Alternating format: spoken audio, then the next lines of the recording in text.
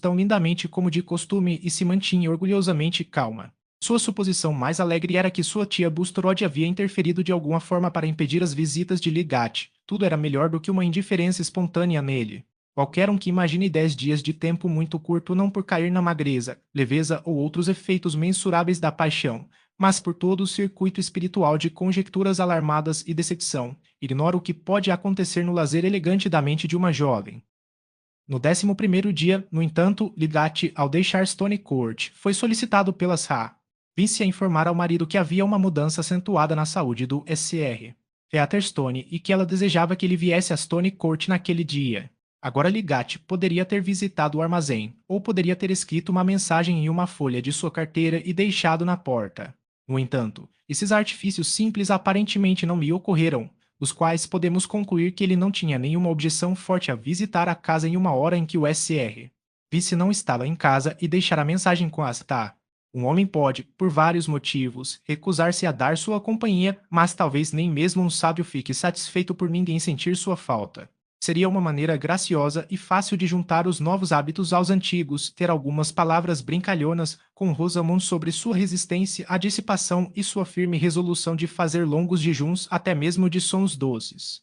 Deve-se confessar, também, que especulações momentâneas sobre todos os motivos possíveis para as sugestões das Ra.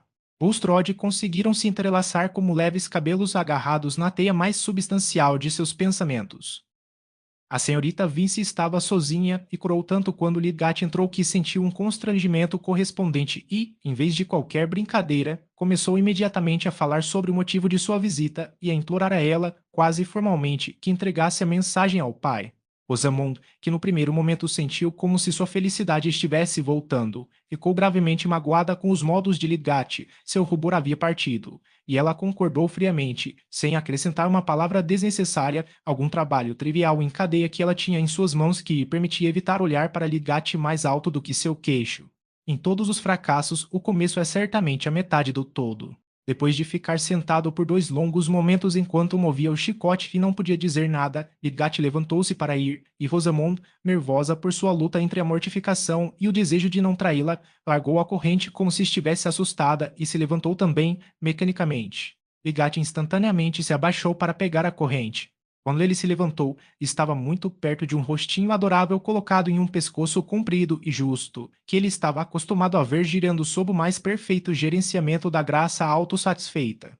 Mas quando ele ergueu os olhos agora, ele viu um certo tremor desamparado que o tocou muito recentemente e o fez olhar para Rosamund com um lampejo questionador.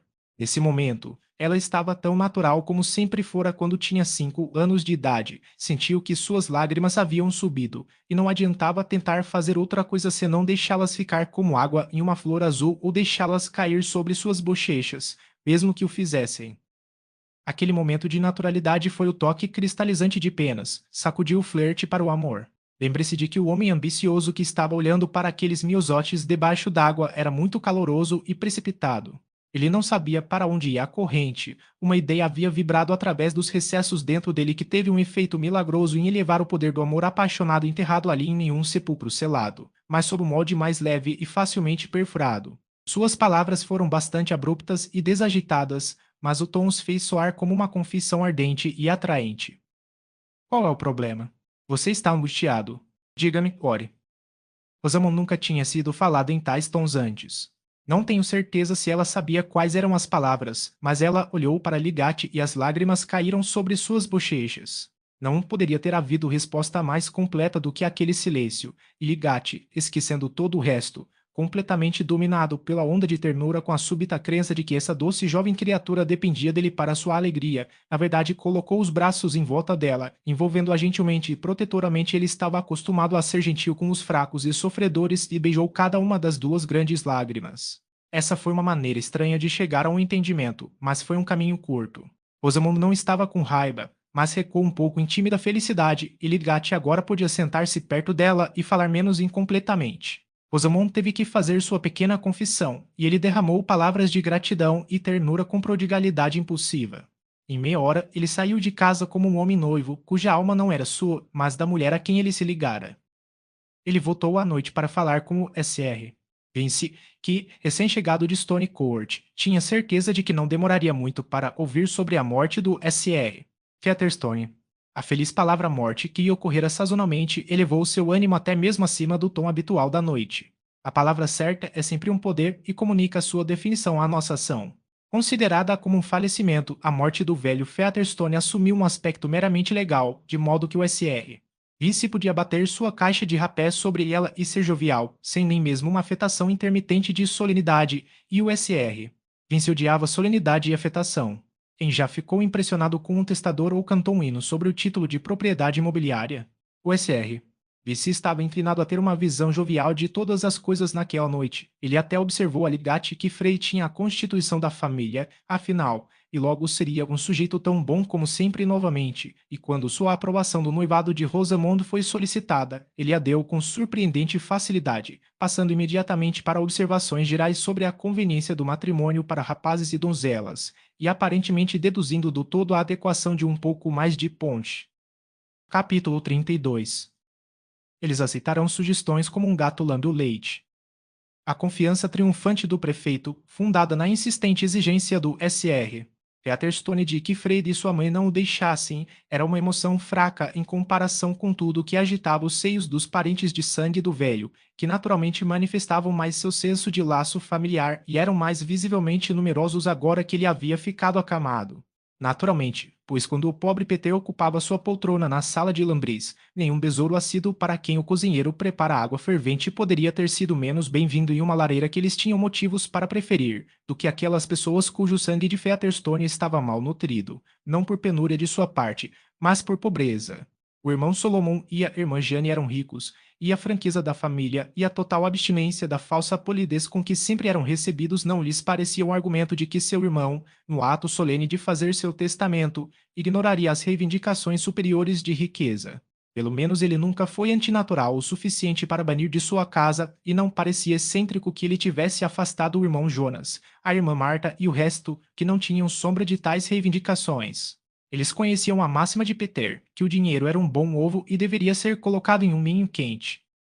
Mas o irmão Jonas, a irmã Marta e todos os exilados necessitados tinham um ponto de vista diferente.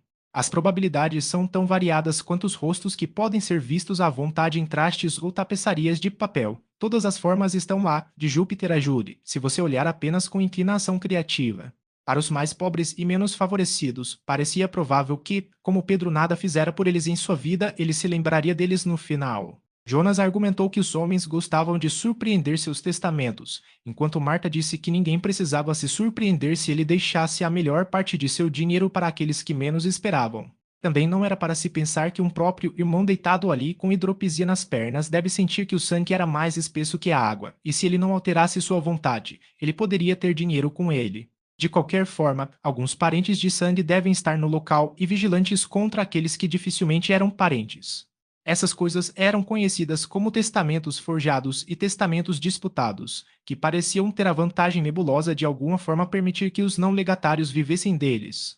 Mais uma vez, aqueles que não eram parentes de sangue podem ser pegos se livrando das coisas e o pobre Pedro deitado ali indefeso. Alguém deveria estar atento. Mas, nessa conclusão, eles estavam de acordo com Solomon e Jane, também alguns sobrinhos, sobrinhas e primos, discutindo com ainda mais sutileza sobre o que poderia ser feito por um homem capaz de ir sua propriedade e dar a si mesmo grandes guloseimas de estranheza. Sentiram de uma maneira bonita que havia um interesse familiar a ser atendido e pensaram em Stone Court como um lugar que não seria nada além de certo para eles visitarem. Irmã Marta, caso contrário, azar. Vivendo com alguma respiração ofegante em Chalk Flats, não poderia empreender a viagem, mas seu filho, como sendo sobrinho do pobre Peter, poderia representá-la com vantagem e vigiar para que seu tio Jonas não fizesse um uso injusto das coisas improváveis que pareciam prováveis de acontecer. Na verdade, havia um sentimento geral correndo no sangue de Featherstone de que todos deveriam observar todos os outros, e que seria bom que todos refletissem que o Todo-Poderoso o estava observando. Assim, Stone Court via continuamente um ou outro parente de sangue pousando ou partindo, e Marigar teve a desagradável tarefa de levar suas mensagens ao Sr. Featherstone, que não quis ver nenhum deles, e a enviou com a tarefa ainda mais desagradável de dizer-lhes isso. Como administradora da casa, ela se sentiu obrigada a pedir-lhes a boa maneira provinciana que ficassem e comessem, mas ela optou por consultar a Saa. Visse sobre o ponto de consumo extra no andar de baixo agora que o Sr. Featherstone estava deitado. Oh, minha querida, você deve fazer as coisas lindamente onde há uma última doença e uma propriedade. Deus sabe, eu não ressentimento todos os presuntos da casa apenas. Guarde o melhor para o funeral. Coma sempre um pouco de vitela recheada e um queijo fino em corte. Você deve esperar manter a casa aberta nessas últimas doenças, disse a liberal Sa. Vince, mais uma vez de nota alegre e plumagem brilhante. Mas alguns dos visitantes desceram e não partiram após o belo tratamento de vitela e presunto. Irmão Joná, por exemplo, a pessoas tão desagradáveis na maioria das famílias. Talvez até na mais alta aristocracia haja espécimes de Brobdingnar, gigantescamente endividados e inchados com maiores despesas. Seu irmão Joná, eu digo, tendo descido ao mundo, foi apoiado principalmente por um chamado do qual ele era modesto o suficiente para não se gabar, embora fosse muito melhor do que fraudar em troca ou território, mas que não exigia sua presença em Bracim, desde que ele tivesse um bom canto para se sentar e um suprimento de comida. Ele escolheu o canto da cozinha, em parte porque gostava mais, em parte porque não queria sentar-se com Salomão, a respeito de quem tinha uma forte opinião fraternal. Sentado em uma poltrona famosa e em seu melhor terno, constantemente à vista do bom ânimo, ele tinha uma consciência confortável de estar no local, misturado com sugestões fugazes de domingo e do bar do Greenman, e ele informou a Marigart que ele não deveria sair do alcance de seu irmão Peter enquanto aquele pobre sujeito estivesse acima do solo.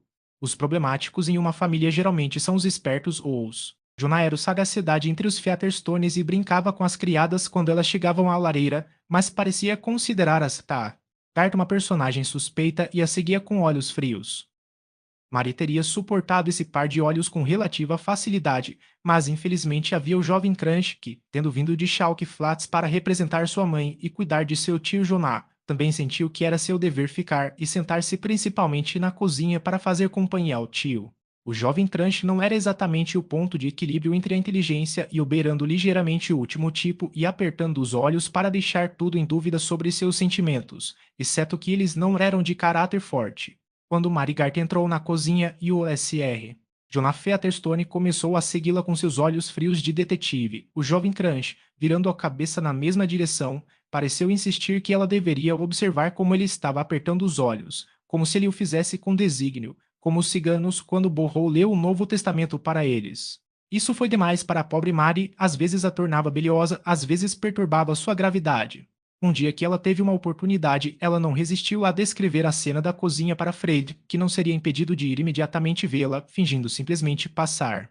Mas assim que ele enfrentou os 4 olhos, teve que correr pela porta mais próxima que por acaso levava ao laticínio, e ali, sob o teto alto e entre as panelas, ele deu lugar a risos que fizeram uma ressonância oca perfeitamente audível na cozinha.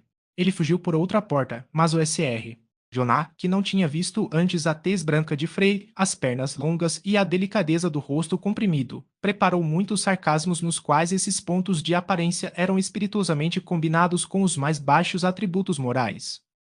Ora, Tom, você não usa calças tão cavalheirescas, você não tem metade das pernas longas e finas, disse Jonah ao sobrinho, piscando ao mesmo tempo, para sugerir que havia algo mais nessas declarações do que sua inegabilidade. Tom olhou para suas pernas, mas deixou incerto se preferia suas vantagens morais a um comprimento de membro mais cruel e uma gentileza repreensível de calças.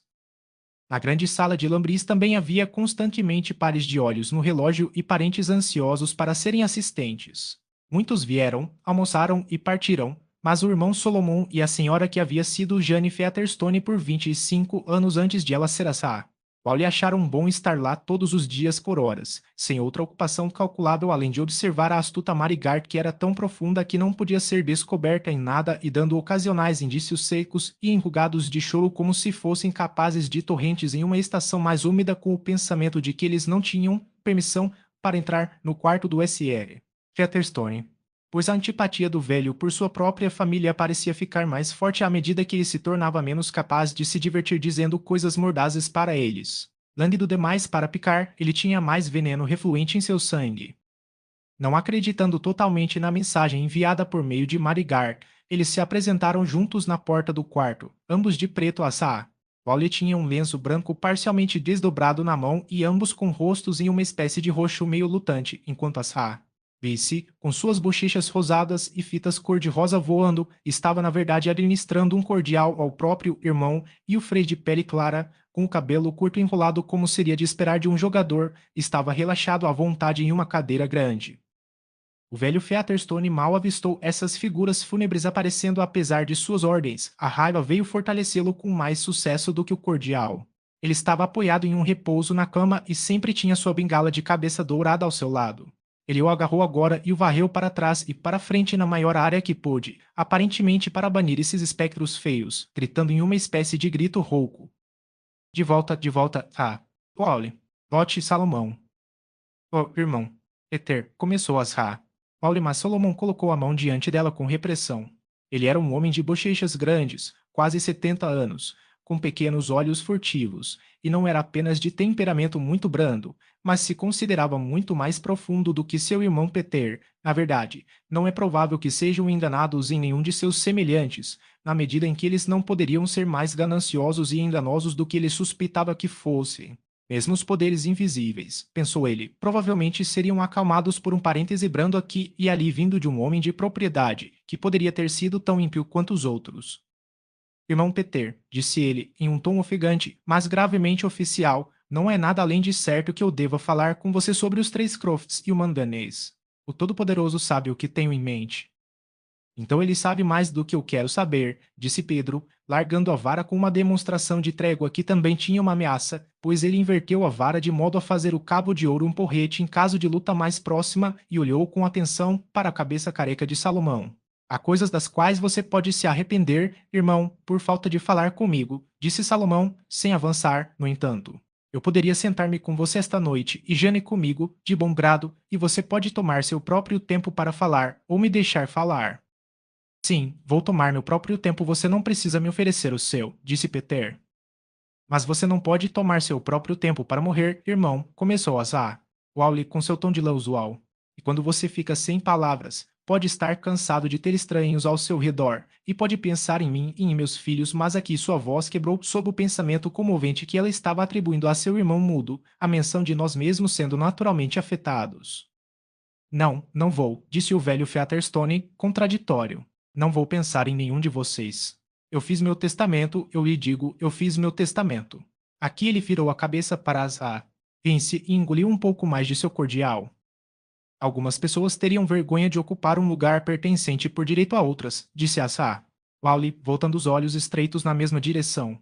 Oh, irmã, disse Solomon, com suavidade irônica, você e eu não somos bons, bonitos e inteligentes o suficiente. Devemos ser humildes e deixar que pessoas inteligentes se esforcem diante de nós. O espírito de Freire não suportou isso, levantando-se e olhando para o Sr.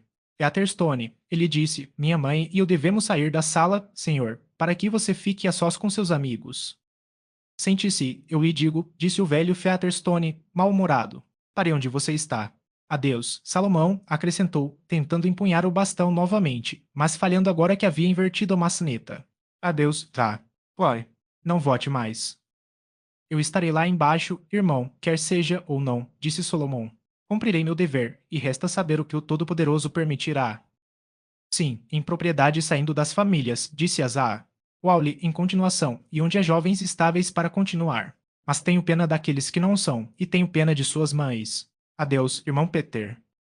Lembre-se, eu sou o mais velho depois de você, irmão, e prosperei desde o início, assim como você, e já tenho terras com o nome de Featherstone, disse Solomon, confiando muito nessa reflexão, como uma que poderia ser sugerida nas vigílias da noite. Mas eu me despeço de você por enquanto. Sua saída foi apressada ao verem o velho Sr. Featherstone puxar a peruca de cada lado e fechar os olhos com a careta de arregalar a boca, como se estivesse determinado a ser surdo e cego. No entanto, eles vinham diariamente ao tribunal de pedra e sentavam-se no posto de serviço, às vezes mantendo um diálogo lento em um tom em que a observação e a resposta estavam tão distantes, que qualquer um que os ouvisse poderia ter se imaginado ouvindo autômatos falantes, em alguma dúvida se o engenhoso mecanismo realmente funcionaria, ou enrolar-se por um longo tempo para ficar em silêncio. Solomon e Jane teriam lamentado ser rápido. O que isso levou pode ser visto do outro lado do muro na pessoa do irmão Joná.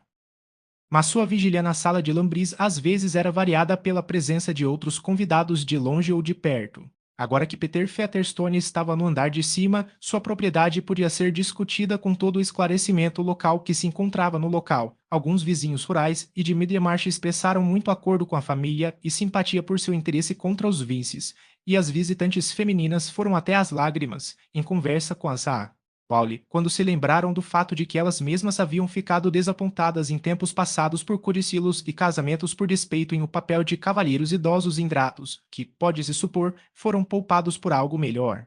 Essa conversa parou de repente, como um órgão quando o fole é solto, se Mary Gart entrasse na sala, e todos os olhos estavam voltados para ela como uma possível legatária ou alguém que poderia ter acesso a baús de ferro. Mas os homens mais jovens, que eram parentes ou parentes da família, estavam dispostos a admirá-la sob essa luz problemática, como uma garota que mostrava muita conduta e que, entre todas as chances que estavam voando, poderia vir a ser pelo menos um prêmio moderado. Por isso, ela teve sua cota de elogios e atenções educadas. Especialmente do SR. Por Tropton Bull, um distinto solteiro e leiloeiro daquelas partes, muito preocupado com a venda de terras e gado, um personagem público, de fato, cujo nome era visto em cartazes amplamente distribuídos, e que poderia razoavelmente lamentar por aqueles que não o conheciam. Ele era primo em segundo grau de Peter Featherstone e havia sido tratado por ele com mais comodidade do que qualquer outro parente, sendo útil em questões de negócios, e naquele programa de seu funeral que o próprio velho havia ditado, ele havia sido nomeado como portador. Não havia cupidez odiosa no SR. Por próprio Trumbull nada mais do que um senso sincero de seu próprio mérito, que, ele sabia, em caso de rivalidade, poderia contar contra os concorrentes, de modo que, se Peter Featherstone, que no que dizia respeito a ele, Trumbull, se comportara como uma alma tão boa quanto sempre respirou, tivesse feito algo bonito por ele, tudo o que ele podia dizer era que ele nunca havia pescado e bajulado, mas o aconselhou com o melhor de sua experiência, que agora se estendia por mais de 20 anos desde a época de seu aprendizado aos 15 anos, e provavelmente não produziria um conhecimento de nenhum tipo subreptício. Sua admiração estava longe de se limitar a si mesmo, mas estava acostumado tanto profissionalmente quanto em particular a se deliciar em estimar as coisas em alta taxa. Ele era um amador de frases superiores e nunca usava linguagem pobre sem se corrigir imediatamente, o que era uma sorte, pois ele era bastante barulhento e dado a predominar, em pé ou andando com frequência, puxando o colete para baixo com o ar de um homem que é muito de sua própria opinião, aparando-se rapidamente com o dedo indicador, e marcando cada nova série nesses movimentos por um jogo ocupado com seus grandes selos. Ocasionalmente, havia um pouco de ferocidade em seu comportamento, mas era dirigido principalmente contra a falsa opinião, da qual há tanto a corrigir no mundo que um homem de alguma leitura e experiência necessariamente tem sua paciência testada. Ele sentia que a família Featherstone geralmente era de compreensão limitada, mas sendo um homem do mundo e um personagem público, levava tudo como uma coisa natural e até foi conversar com o SR. Jonah e o jovem Crunch na cozinha, não duvidando que ele havia impressionado muito o último por suas principais perguntas sobre o Chalk Flats. Se alguém tivesse observado que o SR. Ortropton Bull, sendo um leiloeiro, era obrigado a conhecer a natureza de tudo, ele teria sorrido e se aparado silenciosamente com a sensação de que chegou bem perto disso. No geral, de uma forma leiloeira, ele era um homem honrado, não se envergonhava de seus negócios e sentia que o célebre Peel, agora Sir Robert, se apresentado a ele, não deixaria de reconhecer sua importância. Não me importo se tiver uma fatia desse presunto e um copo daquela cerveja, está. Tark, se você me permitir, disse ele, entrando na sala às 11h30, depois de ter tido o privilégio excepcional de ver o velho Featherstone e ficar de costas para o fogo entre as Polly e Solomon. Não é necessário que você saia, deixe-me tocar a campainha. Obrigada, disse Mary, eu tenho uma missão. Bem, SR. Tumbu, você é altamente favorecido, disse a Chloe. O quê? Vendo velho? Disse o leiloeiro, brincando com seus selos desapaixonadamente. Ah, você vê que ele confiou em mim consideravelmente. Aqui ele pressionou os lábios e franziu a testa meditativamente. Alguém pode perguntar o que seu irmão está dizendo? Disse Salomão, em um tom suave de humildade, no qual ele tinha um senso de astúcia luxuosa, sendo ele um homem rico e não precisando dela. Ah, sim, qualquer um pode perguntar, disse o SR. Tumbull, com sarcasmo alto e bem-humorado, embora cortante. Qualquer um pode interrogar. Qualquer um pode dar um toque interrogativo às suas observações, continuou ele, sua sonoridade aumentando com seu estilo. Isso é feito constantemente por bons oradores, mesmo quando eles não antecipam nenhuma resposta. É o que chamamos de figura de linguagem fala em uma figura alta, como se pode dizer. O leiloeiro eloquente sorriu para sua própria engenhosidade. Eu não deveria lamentar saber que ele se lembrou de você, Sr. Trumbull, disse Solomon. Eu nunca fui contra o merecimento. É o indigno que sou contra. Ah, aí está, você vê, aí está, disse o Sr. Trumbull significativamente. Não se pode negar que pessoas indignas foram legatárias e até legatárias residuais. É assim, com disposições testamentárias. Mais uma vez, ele franziu os lábios e franziu a testa um pouco. Você quer dizer com certeza, Sr. Trumbull, que meu irmão deixou suas terras longe de nossa família? Disse Azar. Wally em quem, como uma mulher desesperançosa, essas longas palavras tiveram um efeito deprimente. Um homem pode muito bem transformar sua terra em terra de caridade de uma vez como deixá-la para algumas pessoas, observou Salomão, a pergunta de sua irmã não tendo obtido resposta. O que terra do casaco azul? Disse Azar. Wally, novamente. Oh, Sr. Trumbull, você nunca pode querer dizer isso. Seria voar na cara do Todo-Poderoso que o prosperou. Enquanto Azar, Wally falava, o Sr. Portrop Trumbull afastou-se da lareira em direção à janela, patrulhando com o dedo indicador o interior do tronco, depois ao longo dos bigodes e das curvas do cabelo. Ele agora caminhou até a mesa de trabalho das Tar. Tart abriu um livro que estava lá e leu o título em voz alta com ênfase pomposa, como se estivesse oferecendo para venda. Anne de Gerstein pronuncia-se Gerskin ou a Donzela da Névoa, do autor de Waverley. Então, virando a página, ele começou sonoramente. O curso de 4 séculos quase se passou desde que a série de eventos relatados nos capítulos seguintes ocorreu no continente. Ele pronunciou a última palavra verdadeiramente admirável com acento na última sílaba, não como inconsciente do uso vulgar, mas sentindo que essa nova entrega aumentava a beleza sonora que sua leitura dera ao todo. E agora o criado entrou com a bandeja, de modo que os momentos para responder à pergunta da Zá, qual lhe haviam passado com segurança, enquanto ela e Solomon, observando os movimentos do Sr. Trumbull, pensavam que o alto aprendizado interferia tristemente nos assuntos sérios. O Sr. O próprio Trumbull realmente não sabia nada sobre o testamento do velho Featherstone, mas ele dificilmente poderia ter sido levado a declarar qualquer ignorância a menos que tivesse sido preso por crime de traição. Vou tomar um mero bocado de presunto e um copo de cerveja, disse ele, tranquilizador. Como um homem com negócios públicos, faço um lanche quando posso. Vou apoiar este presunto, acrescentou, depois de engolir alguns pedaços com pressa alarmante contra qualquer presunto nos 3 reinos. Na minha opinião, é melhor do que os presuntos do Frechiteado e acho que sou um juiz tolerável. Alguns não gostam de tanto açúcar em seus presuntos, disse Assá. Claro, mas meu pobre irmão sempre comia açúcar. Se alguém exigir melhor, tem a liberdade de fazê-lo, mas, Deus me abençoe, que aroma. Eu ficaria feliz em comprar essa qualidade, eu sei. Há alguma gratificação para um cavalheiro aqui a voz do Sr. Trumbull transmitiu um protesto emocional em ter esse tipo de presunto colocado em sua mesa. Ele afastou o prato, serviu o copo de cerveja e puxou a cadeira um pouco para frente, aproveitando a ocasião para olhar para o lado interno de suas pernas, que acariciou com aprovação o Sr. Trumbull tinha todos aqueles ares e gestos menos frívolos que distinguem as raças predominantes do norte. Você tem um trabalho interessante lá, eu vejo, está. Tart, observou ele, quando Mary voltou a entrar. É do autor de Waverley, é Sir Walter Scott. Eu mesmo comprei uma de suas obras, uma coisa muito boa, uma publicação muito superior, intitulada Ivanhoe. Você não conseguirá que nenhum escritor o vença com pressa. Eu acho ele não será, na minha opinião, rapidamente superado. Acabei de ler uma parte no início de Anne of Gerskin. Começa bem. As coisas nunca começaram com o Sr. Por próprio Trumbull, elas sempre começaram, tanto na vida privada quanto em seus convites. Você é um leitor, eu vejo. Você assina nossa biblioteca Middlemarch. Não, disse Mary. O Sr. Fred Vince trouxe este livro. Eu mesmo sou um grande livreiro, respondeu o Sr. Trumbull. Tenho nada menos que 200 volumes em bezerro e me lisonjeio de que eles são bem selecionados. Também fotos de Murilo, Rubens, Teniers, Tiziano, Van Dyck e outros. Teria o maior prazer em lhe emprestar qualquer trabalho que você queira mencionar, está. Sou muito agradecida, disse Mary, apressando-se novamente, mas tenho pouco tempo para ler. Devo dizer que meu irmão fez algo por ela em seu testamento, disse o Sr. Solomon, em voz baixa, quando ela fechou a porta atrás de si, apontando com a cabeça para a ausente Mary. Sua primeira esposa era uma combinação ruim para ele, disse Azar. Claro, ela não lhe trouxe nada, e esta jovem é apenas sua sobrinha e muito orgulhosa. E meu irmão sempre pagou seu salário. Uma garota sensata, na minha opinião, disse o Sr. Trumbull, terminando sua cerveja e começando com um ajuste enfático de seu colete. Eu a observei quando ela estava misturando remédios em gotas. Ela se importa com o que está fazendo, senhor. Esse é um grande ponto para uma mulher, e um grande ponto para nossa amiga lá em cima, pobre e querida velha alma. Um homem cuja vida tem algum valor deve pensar em sua esposa como enfermeira. É isso que eu deveria fazer, se me casasse, e acredito que vivi solteiro o suficiente para não cometer um erro nessa linha.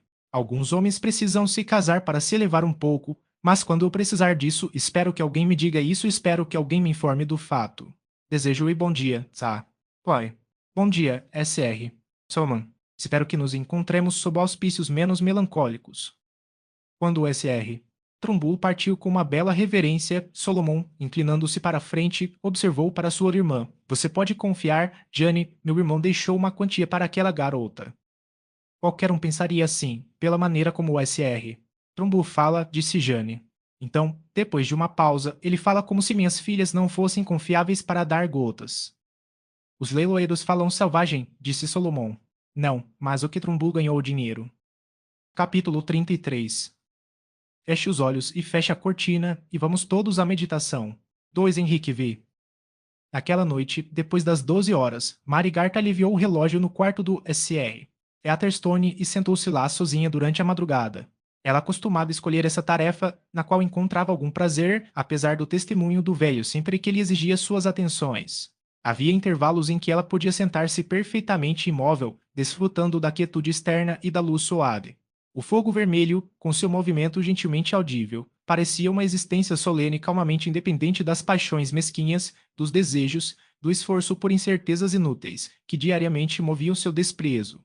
Mary gostava de seus próprios pensamentos e podia se divertir bem sentada no crepúsculo com as mãos no colo, pois, tendo desde cedo tido fortes razões para acreditar que as coisas provavelmente não seriam arranjadas para sua satisfação peculiar, ela não perdeu tempo em espanto e aborrecimento com esse fato.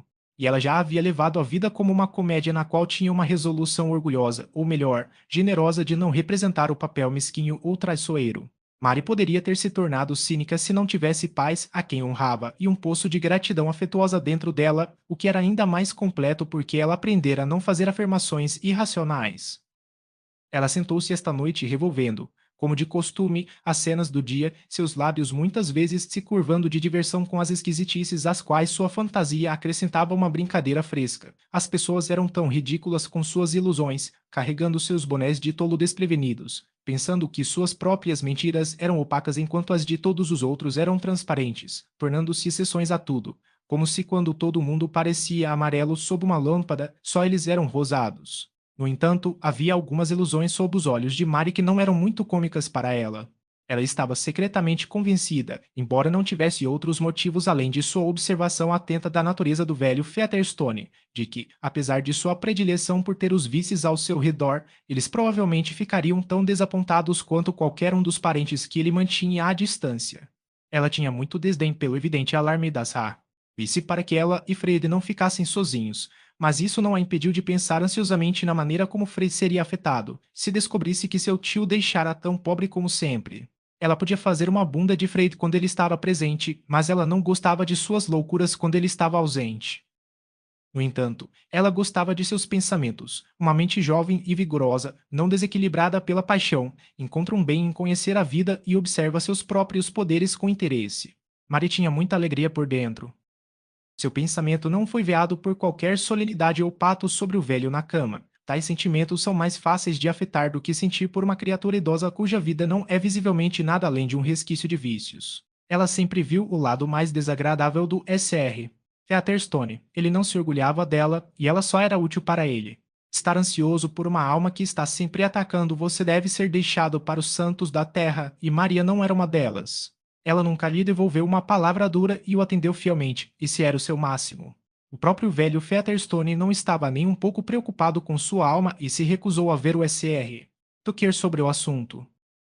Naquela noite ele não havia surtado e, durante a primeira ou 2 horas, ficou notavelmente imóvel até que finalmente Mary o ouviu sacudindo seu molho de chaves contra a caixa de lata que ele sempre mantinha na cama ao lado dele. Por volta das 3 horas, ele disse com notável clareza: Missy, venha aqui.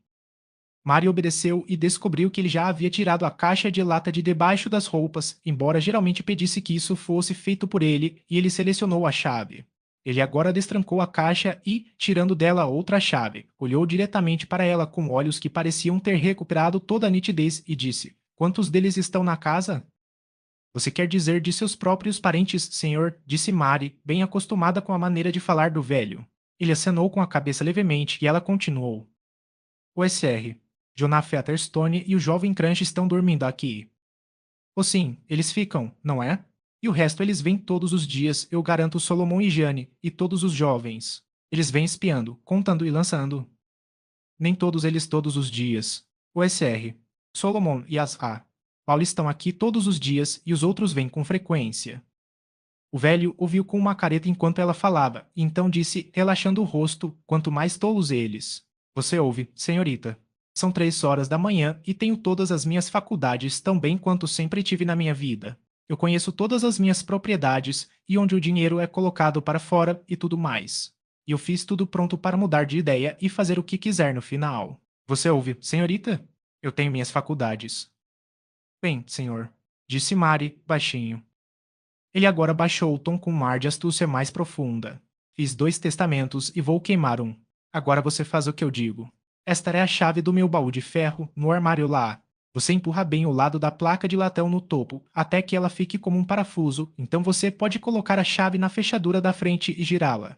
Veja e faça isso, e retire o papel de cima a última vontade e testamento impressos em grande quantidade." "Não, senhor", disse Mari, com voz firme, "não posso fazer isso." "Não fazer isso. Eu lhe digo, você deve", disse o velho, sua voz começando a tremer sob o choque dessa resistência. "Não posso tocar seu peito de ferro ou sua vontade. Devo me recusar a fazer qualquer coisa que possa me expor a suspeitas. Eu lhe digo, estou em sã consciência. Não posso fazer o que quiser no final. Fiz 2 testamentos de propósito. Pegue a chave, eu digo." "Não, senhor, não vou", disse Mari, ainda mais resolutamente. Sua repulsa estava ficando mais forte. "Eu lhe digo, não há tempo a perder." "Não posso evitar isso, senhor. Não vou deixar o fim de sua vida sujar o início da minha. Não tocarei em seu peito de ferro ou em sua vontade." Ela se moveu para uma pequena distância da cabeceira.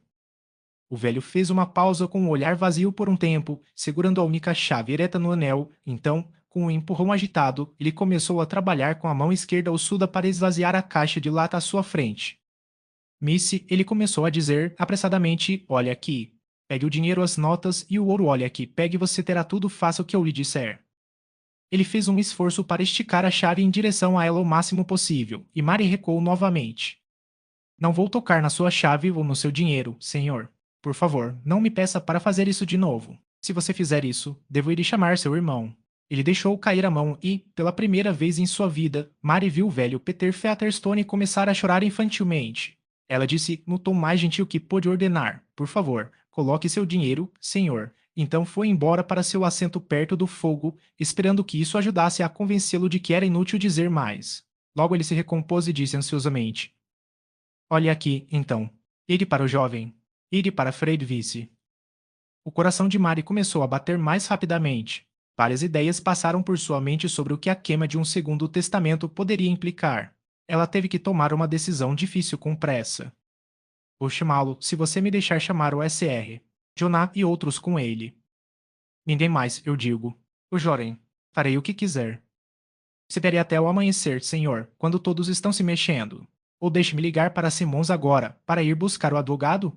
Ele pode estar aqui em menos de 2 horas." "Advogado. O que eu quero com um advogado? Ninguém saberá, eu digo, ninguém saberá. Farei o que quiser."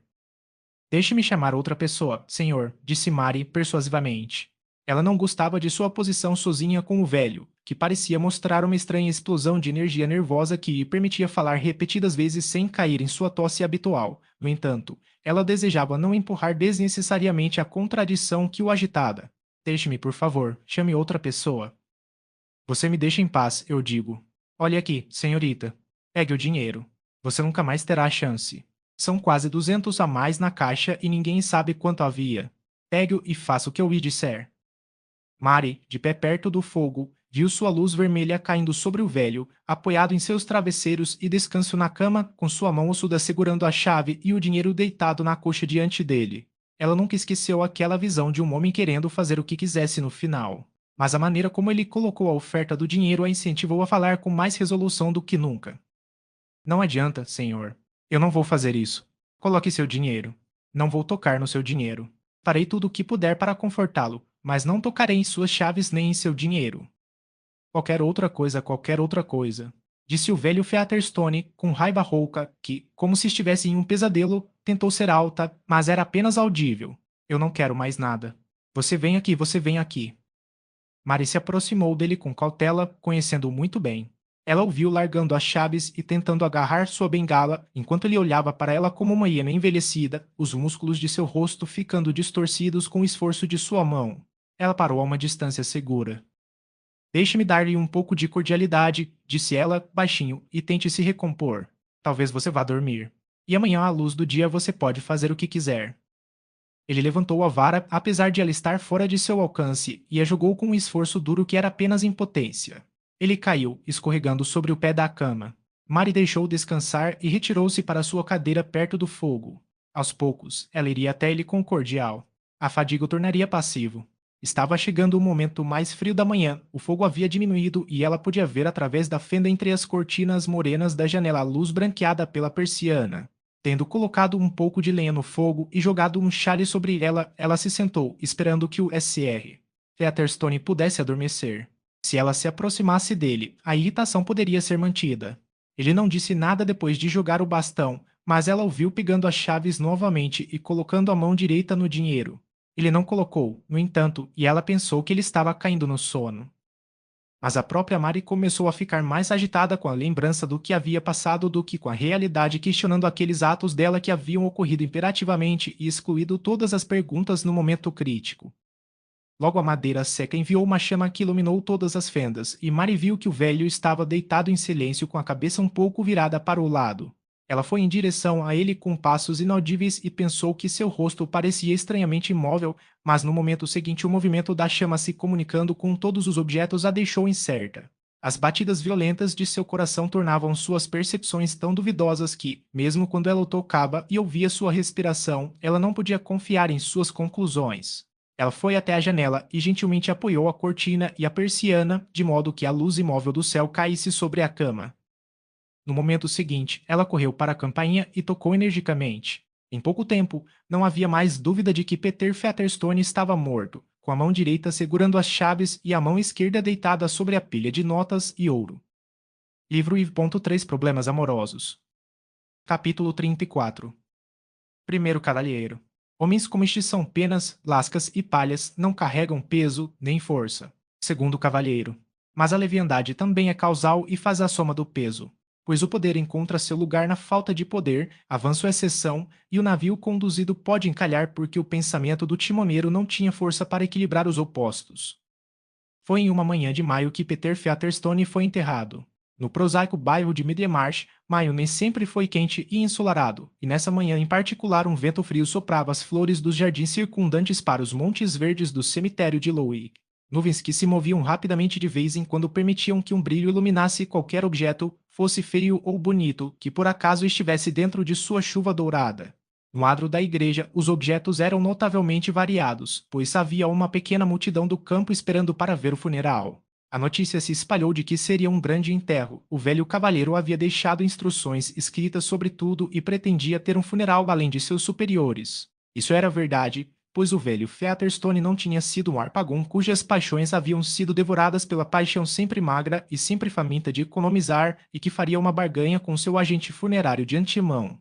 Ele amava o dinheiro, mas também gostava de gastá-lo para satisfazer seus gostos peculiares, e talvez o amasse mais do que tudo como um meio de fazer os outros sentirem seu poder mais ou menos desconfortável. Se alguém aqui argumentar que deve ter havido traços de bondade no velho Featherstone, Não ousarei negar isso, mas devo observar que a bondade é de natureza modesta, facilmente desencorajada e, quando muita privacidade, acotovelada no início da vida por vícios descarados, tende a se retirar para a privacidade extrema, de modo que é mais facilmente acreditado por aqueles que constroem teoricamente um velho cavalheiro egoísta, do que por aqueles que formam os julgamentos mais estreitos com base em seu conhecimento pessoal.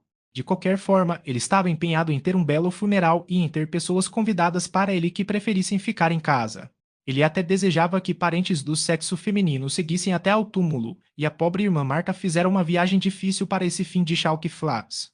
Ela e Jane teriam ficado totalmente animadas de maneira chorosa com este sinal de que um irmão que não gostava de vê-las enquanto estava vivo gostava prospectivamente de sua presença quando deveria ter se tornado testador, se o sinal não tivesse sido ambíguo ao ser estendido a Sa. Bessie, cuja despesa em crepe bonito parecia implicar as esperanças mais presunçosas, agravado por uma flor de tez que dizia claramente que ela não era uma parente de sangue, mas daquela classe geralmente censurável chamada parente da esposa. Somos todos imaginativos de uma forma ou de outra, pois as imagens são a ninhada do desejo, e o pobre e velho Featherstone, que ria muito da maneira como os outros se bajulavam, não escapou da comunhão da ilusão. Ao escrever o programa de seu enterro, ele certamente não deixou claro para si mesmo que seu prazer no pequeno drama do qual fazia parte se limitava à antecipação. Ao rir dos aborrecimentos que poderia infligir pelo aperto rígido de sua mão morta, ele inevitavelmente misturou sua consciência com aquela presença lívida e estagnada e, à medida em que estava preocupado com uma vida futura, era com uma de gratificação dentro de seu caixão. Assim, o velho Featherstone era imaginativo, à sua maneira. No entanto, as 3 carruagens de luto foram preenchidas de acordo com as ordens escritas do falecido. Havia carregadores de caixão a cavalo, com os mais ricos lenços e faixas de chapéu, e até mesmo os carregadores tinham ornamentos de afeição que eram de boa qualidade e bom preço. A procissão negra, quando desmontada, parecia maior pela pequenez do adro da igreja, os rostos humanos pesados e as cortinas negras tremendo ao vento pareciam falar de um mundo estranhamente incongruente com as flores que caíam levemente e os brilhos do sol nas margaridas. O clérigo que encontrou a procissão foi o Sr. Cadwallader também de acordo com o pedido de Peter Featherstone, motivado como de costume por razões peculiares. Tendo desprezo pelos curas, a quem sempre chamava de Understrappers, ele resolveu ser enterrado por um clérigo beneficiado. O Sr. Casalbon estava fora de questão, não apenas porque recusou um dever desse tipo, mas porque Featherstone tinha uma antipatia especial por ele como reitor de sua própria paróquia, que tinha uma garantia sobre a terra na forma de dízimo, também como entregador de sermões matinais, que o velho, estando em seu banco e nem um pouco sonolento, tinha sido obrigado a sentar-se com um rosnado interior. Ele tinha uma objeção a um pároco preso acima de sua cabeça pregando para ele. Mas suas relações com o Sr. Cadwallader eram de um tipo diferente, o riacho de trutas que atravessava as terras do Sr. Casalbon também seguia seu curso através das de Featherstone, de modo que o Sr. Cadwallader era um pároco que teve que pedir um favor em vez de pregar.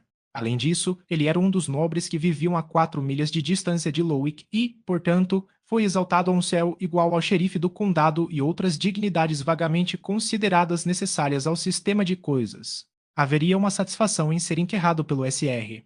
Cadwallader, cujo próprio nome oferecia uma boa oportunidade para pronunciar incorretamente, se você quisesse.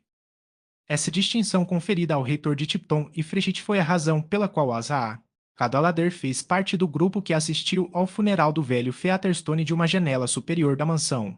Ela não gostava de visitar aquela casa, mas gostava, como disse, de ver coleções de animais estranhos como as que haveria neste funeral, e ela persuadiu Sir James e a jovem Lady Chetton a levar o reitor e ela mesma a Lowick para que a visita fosse totalmente agradável. Eu irei a qualquer lugar com você, Sa. Cadwallader, disse Celia, mas eu não gosto de funerais. Oh, minha querida, quando você tem um clérigo em sua família, você deve acomodar seus gostos. Eu fiz isso muito cedo. Quando me casei com Frei, decidi gostar de sermões e comecei gostando muito do final. Isso logo se espalhou para o meio e o começo, porque eu não poderia ter o fim sem eles. Não, com certeza não, disse a viúva Lady Chetton, com ênfase imponente. A janela superior de onde o funeral podia ser bem visto estava na sala ocupada pelo Sr. Casalbon quando ele foi proibido de trabalhar, mas ele havia retomado quase seu estilo de vida habitual agora, apesar das advertências e prescrições, e depois de receber educadamente a Sa. Cadwallader entrou novamente na biblioteca para mastigar um ruminante de erro erudito sobre Cush e Misvaim. Se não fosse por seus visitantes, Dorothea também poderia ter ficado trancada na biblioteca e não teria testemunhado essa cena do funeral do velho Featherstone, que, por mais distante que parecesse estar do teor de sua vida, sempre voltava para ela ao toque de certos pontos sensíveis da memória, assim como a visão de São Pedro em Roma estava entrelaçada com humores de desânimo. Cenas que fazem mudanças vitais na sorte de nossos vizinhos são apenas o pano de fundo da nossa, mas, como um aspecto particular dos campos e árvores, elas se associam para nós às épocas de nossa própria história e fazem parte daquela unidade que reside na seleção de nossa consciência mais aguçada. A associação onírica de algo estranho e mal compreendido com os segredos mais profundos de sua experiência parecia espelhar aquela sensação de solidão que se devia ao próprio ardor da natureza de Dorotea. A pequena nobreza do campo dos velhos tempos vivia em um ar social rarefeito. Pontilhados em suas estações montanha acima, eles olhavam para baixo com discriminação imperfeita nos cinturões de vida mais densa abaixo. E Dorotea não estava à vontade na perspectiva e frieza daquela altura. Não vou mais olhar, disse Celia depois que o trem entrou na igreja, colocando-se um pouco atrás do cotovelo do marido para que pudesse tocar maliciosamente o casaco dele com a bochecha. Ouso dizer que Dodo gosta, ela gosta de coisas melancólicas e pessoas feias. Gosto de saber algo sobre as pessoas com quem vivo, disse Dorothea, que estava assistindo a tudo com o interesse de um monge em sua turnê de férias. Parece-me que não sabemos nada sobre nossos vizinhos, a menos que sejam cottagers. Alguém está constantemente se perguntando que tipo de vida outras pessoas levam e como elas levam as coisas. Estou muito grato a Cadalader por vir e me chamar para fora da biblioteca. Muito certo em se sentir grato a mim, disse Cadalader. Seus ricos fazendeiros de Lowick são tão curiosos quanto qualquer búfalo ou bisão, e ouso dizer que você não os vê pela metade na igreja. Eles são bem diferentes dos inquilinos de seu tio ou dos fazendeiros de Sir James. Monstros sem proprietários, não se pode dizer como classificá-los. A maioria desses seguidores não são pessoas de Lowick, disse Sir James. Suponho que sejam megatários à distância ou de Middlemarch. Lovegood me disse que o velho deixou uma boa quantidade de dinheiro e terras. Pense nisso agora. Quando tantos filhos mais novos não podem jantar às suas próprias custas, disse Cadalader. Virando-se ao som da porta se abrindo. Aqui está o SR. Ok. Eu senti que estávamos incompletos antes, e aqui está a explicação. Você veio ver este funeral estranho, é claro? Não, eu vim cuidar de Casalbon para ver como ele vai, você sabe. E para trazer uma pequena notícia, minha querida, disse o SR. Proque, acenando com a cabeça para Dorothea enquanto ela vinha em sua direção. Olhei para a biblioteca e vi Casalbon sobre seus livros. Eu disse a ele que não funcionaria. Eu disse, isso nunca vai funcionar, você sabe. Pense em sua esposa, Casalbon. E ele me prometeu subir. Eu não contei a ele minhas novidades. Eu disse, ele deve subir. Agora eles estão saindo da igreja, exclamou Azaz. Cadalader. Querido eu, que conjunto maravilhosamente mixado. SR. Egate como médico, suponho. Mas essa é realmente uma mulher bonita, e o belo jovem deve ser seu filho. Quem são eles, Sir James? Você sabe. Vejo Vince, o prefeito de Middlemarch. Eles são provavelmente sua esposa e filho, disse Sir James, olhando interrogativamente para o SR. Brooke, que acenou com a cabeça e disse: Sim, uma família muito decente e um sujeito muito bom é Vince, um crédito para o interesse de fabricação. Você o viu na minha casa, você sabe. Sim, um de seus comitês secretos, disse Cadalader, provocando. Um sujeito correndo, no entanto, disse Sir James, com o desgosto de um caçador de raposas. E um daqueles que sugam a vida dos miseráveis tecelões de tear manual em Tipton e Frechit. É assim que sua família parece tão justa e elegante, disse Cadalader. Essas pessoas escuras e de rosto roxo são um excelente contraste. Meu caro, eles são como um conjunto de jarros. Olhe para um frei, pode-se imaginá-lo um arcanjo feio elevando-se acima deles em sua sobrepeliz branca. É uma coisa solene, porém, um funeral, disse o SR. Proque, se você levar isso sob essa luz, você sabe. Mas não estou levando isso sob essa luz. Não posso usar minha solenidade com muita frequência, senão ela ficará em trapos. Já era hora de o velho morrer, e nenhuma dessas pessoas está arrependida. Que pena, disse Dorothea. Este funeral me parece a coisa mais sombria que já vi. É uma mancha pela manhã. Não suporto pensar que alguém deva morrer e não deixar amor para trás. Ela ia dizer mais, mas viu o marido entrar e sentar-se um pouco ao fundo. A diferença que sua presença fazia para ela nem sempre era feliz. Ela sentia que ele muitas vezes se opunha interiormente à sua fala. Positivamente, exclamou Adalader, há um novo rosto saindo de trás daquele homem largo mais estranho do que qualquer um deles. Uma cabecinha redonda com olhos esbugalhados, uma espécie de cara de sapo-olha. Ele deve ser de outro sangue, eu acho. Deixe-me ver, disse Celia com curiosidade despertada, de pé atrás da Saa. Adalader inclinando-se para frente sobre sua cabeça. Oh, que cara estranha. Então, com uma rápida mudança para outro tipo de expressão surpresa, ela acrescentou: Ora, Dodo, você nunca me disse que o SR. Ladislau voltou.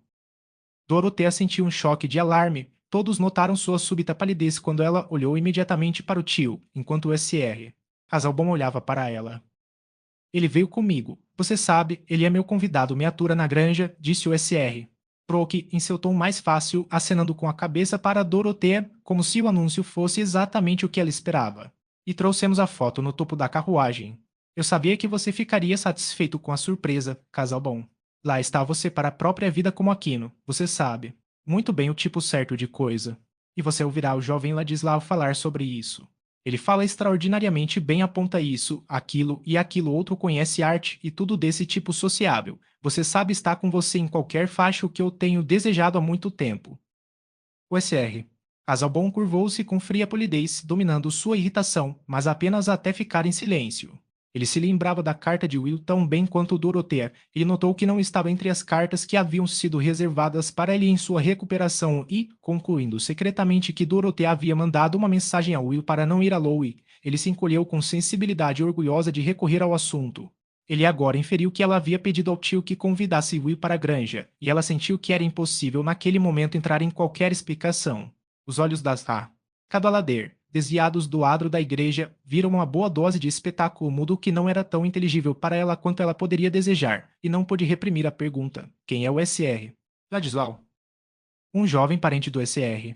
Casal bom, disse Sir James prontamente. Sua boa índole muitas vezes o tornava rápido e claro em assuntos pessoais, e ele adivinhara pelo olhar de Dorothea para o marido que havia algum alarme em sua mente. Um jovem muito bom, casal bom, fez tudo por ele, explicou o SR. Oh, ele paga suas despesas com ele, casal bom, continuou ele, balançando a cabeça encorajadoramente. Espero que ele fique comigo por muito tempo e faremos algo com meus documentos. Tenho muitas ideias e fatos, você sabe, e posso ver que ele é o homem certo para colocá-los em forma. Lembra quais são as citações certas. O metolite.tum, e esse tipo de coisa dá aos assuntos uma espécie de reviravolta. Eu o convidei há algum tempo. Quando você estava doente, casal bom, Dorothea disse que você não poderia ter ninguém em casa, você sabe, e ela me pediu para escrever. A pobre Dorothea sentiu que cada palavra de seu tio era tão agradável quanto um grão de areia nos olhos do SR. Casal bom. Seria totalmente inadequado agora explicar que ela não desejava que seu tio convidasse Will Ladislau. Ela não conseguia nem um pouco esclarecer para si mesma as razões da antipatia do marido pela presença dele, uma antipatia dolorosamente impressionada com a cena na biblioteca, mas ela sentiu a impropriedade de dizer qualquer coisa que pudesse transmitir uma noção disso aos outros. O SR. Casalbon, de fato, não havia representado completamente essas razões confusas para si mesmo, sentimento irritado com ele, como com todos nós, buscando mais justificativa do que autoconhecimento. Mas ele desejava reprimir os sinais externos, e apenas Dorothea podia discernir as mudanças no rosto do marido antes que ele observasse com mais dignidade do que o habitual. Você é extremamente hospitaleiro, meu caro senhor, e devo-lhe agradecimentos por exercer sua hospitalidade para com um parente meu. O funeral terminou agora e o cemitério estava sendo limpo. Agora você pode vê-lo, Zah. Cadalader, disse Celia. Ele é como uma miniatura da tia do SR. Casalbon que está pendurada no boudoir de Dorothea, muito bonito. Um raminho muito bonito, disse Asra. Cadalader secamente. Qual será o seu sobrinho, SR? Casalbon. Perdoe-me, ele não é meu sobrinho. Ele é meu primo. Bem, você sabe, interpôs o SR. Proque, ele está tentando suas asas. Ele é exatamente o tipo de jovem que se levanta. Eu ficaria feliz em dar-lhe uma oportunidade. Ele seria um bom secretário, agora, como Hobbes, Milton, Swift, esse tipo de homem. Eu entendo, disse Azar. Abalader. Aquele que pode escrever discursos. Vou buscá-lo agora em Casalbon? Disse o SR. Pode. Ele não entraria até que eu anunciasse, você sabe. E vamos descer e olhar para a foto. Aí está você para a vida, um tipo profundo e sutil de pensador com o dedo indicador na página, enquanto São Boaventura ou outra pessoa, bastante gorda e florida, está olhando para a Trindade. Tudo é simbólico, Você sabe o estilo superior de arte, eu gosto disso até certo ponto, mas não muito longe é bastante difícil acompanhar, você sabe. Mas você está em casa nisso, casal bom. E a carne do seu pintor é boa solidez, transparência, tudo desse tipo. Eu entrei muito nisso de uma só vez. No entanto, vou buscar Ladislau. Capítulo 35. Não, não consigo pensar em prazer mais encantador do que ver herdeiros de uma tropa triste o porte proibido e o rosto alongado ler um longo testamento onde pálido, atônito deixamos uma boa noite com o polegar do nariz. Para ver sua profunda tristeza em seu estado natural, eu voltaria, eu acho, de propósito do outro mundo. Egnar, o legatário universal. Quando os animais entravam na arca aos pares, pode-se imaginar que espécies aliadas faziam muitos comentários particulares uns sobre os outros e eram tentados a pensar que tantas formas que se alimentavam do mesmo estoque de forragem eram eminentemente supérfluos, tendendo a diminuir as rações. Temo que o papel desempenhado pelos abutres naquela ocasião seja doloroso demais para a arte representar esses pássaros estando desvantajosamente nus sobre a garganta e, aparentemente, sem ritos e cerimônias.